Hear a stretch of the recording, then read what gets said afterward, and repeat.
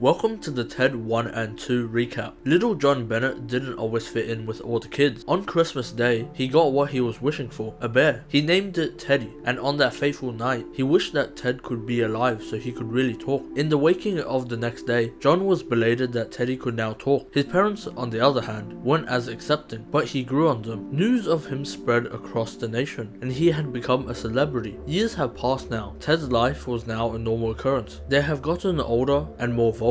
He is now 35 and works at a car dealership with prospects to be the branch manager soon. He is dating Laurie Collins and they are coming up on a 4-year anniversary. Ted is 27 and stays with them. Laurie is a senior VP at a huge PR firm who wants John to clean up his act, mostly blaming Ted for his problems. He takes out Laurie for their anniversary, and after the gift exchange, she drops a truth bomb that Ted has to move out. Returning from their date, they find Ted and 4 hookers, with the additional toad on the floor. Johnny agrees to force Ted to move out, but first, they get him a job. With his quick-witted thinking, he gets hired, and they celebrate by smoking pot, whilst a creep tries to purchase him, leaving them their contact info. Working as a cashier, he hits on a worker. He also now has the minimum wage to live in his own apartment. After smashing the co-worker with a parsnip, he is promoted for his ability to take the initiative, and they go out on a double date. The night turns bad when a verbal fight breaks out because Laurie was asking condescending questions to Tammy Lynn, promptly ending their dinner date. But the night doesn't end there, as Johnny proclaims his masculinity, that he doesn't need a squishy, soft, talking teddy bear that only spawned once in all of mankind and that he spent 27 years of his life on. They move on to a new party at Rex's mansion for the 20th anniversary of the firm, but at the party, he gets a call from Ted, explaining that their childhood hero, Flash Gordon, is at the party. He pleads for Rex to distract Laurie, as he rushes off to meet Flash Gordon. Hours pass and he realizes he needs to get back, but Laurie intercepts them, breaking them up and taking the car with her. He blames Ted for this and gets his own apartment now. Seeing this as an opportunity, Rex hits on Laurie to go out on a date and she reluctants. Ted goes by to inform John of this, and they get into a massive fight because John won't take accountability for his actions, constantly blaming Ted for them. Uniting their forces